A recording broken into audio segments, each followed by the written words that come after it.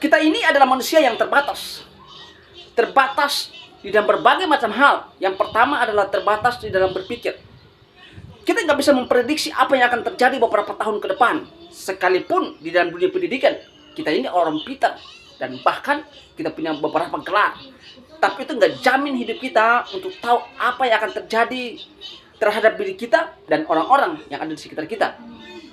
Lalu yang kedua adalah kita ini terbatas di dalam berkata-kata. Sekalipun kita ini adalah motivator terbaik. Orang-orang akan terpesona melihat perkataan kita. Tapi itu nggak akan menjamin kehidupan orang lain ketika mendengarkan perkataan kita. Lalu mereka menjadi orang-orang yang sukses di kemudian hari. Mungkin kita mulai berkata-kata terhadap mereka yang kita kasih dengan kata-kata yang luar biasa. Tetapi di kemudian hari mereka juga mungkin nggak bisa mengikuti apa yang kita perkatakan. Karena memang kita ini terbatas. Kita juga terbatas di dalam bekerja. Ini yang ketiga. Terbatas di dalam mengerjakan.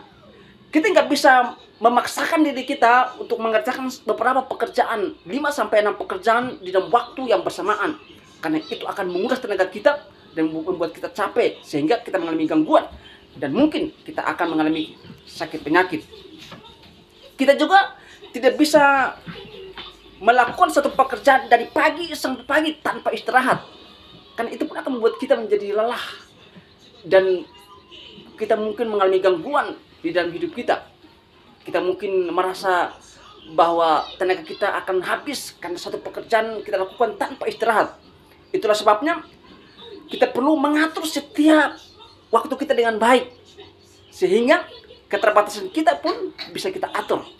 Nah, sebagai orang-orang yang percaya kepada Yesus, tentunya yang perlu kita lakukan bagaimana kita mengatasi keterbatasan kita adalah berdoa. Doa itu membuat kita nyaman dan kuat untuk kita melangkah. Doa itu membuat kita merasa nyaman ketika kita menghadapi keterbatasan kita. Jadi, jangan pernah berhenti berdoa. Ada beberapa alasan bagi orang-orang tertentu yang susah sekali berdoa. Yang pertama adalah karena dia bosan. Hari-hari yang dia lalui, dia selalu bergumul di hadapan Tuhan supaya Tuhan memulihkan ekonominya dia. Tapi seakan-akan Tuhan belum jawab itu. Hari demi hari, bahkan bulan. Tidak ada jawaban daripada Tuhan. Sementara kemungkinan besar Tuhan itu sedang mengizinkan dia melewati berbagai macam proses supaya membuat dia dewasa. Dan pada akhirnya ketika dia menikmati berkat Tuhan, dia nggak merasa kecewa. Karena terus-menerus dia terus berdoa bagi Tuhan tentang pergumulan dia mengenai ekonomi. Sehingga karena belum ada jawaban Tuhan, dia bosan. Lalu dia nggak mau berdoa lagi. Ada juga orang yang merasa berhenti berdoa karena mengalami kecapean. Ini yang kedua. Melakukan satu pekerjaan terus-menerus sampai pada waktu dia punya waktu untuk berhubungan dengan Tuhan lewat doa, gak bisa. Karena apa? Kecapean.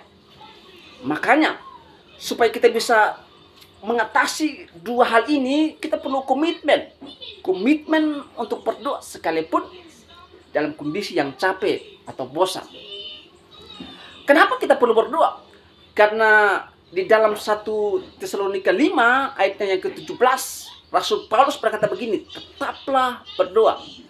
Satu kalimat yang pendek di dalam Alkitab dari Kejadian sampai Wahyu. Tetapi ini kalimat yang kalau kita renungkan lebih dalam lagi, membuat kita, wow, ternyata doa itu sangat penting.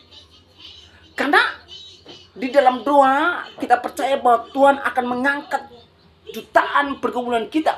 Sehingga kita mengalami kemenangan.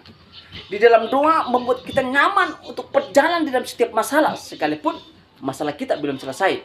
Tapi minimal kita itu nyaman berjalan. Sama seperti ketika kita berjalan di tengah-tengah hujan, supaya kita nggak basah, kita butuh payung. Memang payung nggak bisa menyelesaikan hujan, tetapi payung membuat kita nyaman berjalan sehingga kita nggak basah. Jadi inti daripada keterbatasan kita adalah, atau inti daripada bagaimana kita mengatasi keterbatasan kita adalah tetaplah berdoa supaya Tuhan itu berikan kita kemampuan dan kita mengatasi keterbatasan kita dengan kuasa Tuhan sehingga kita ini mengalami kemenangan.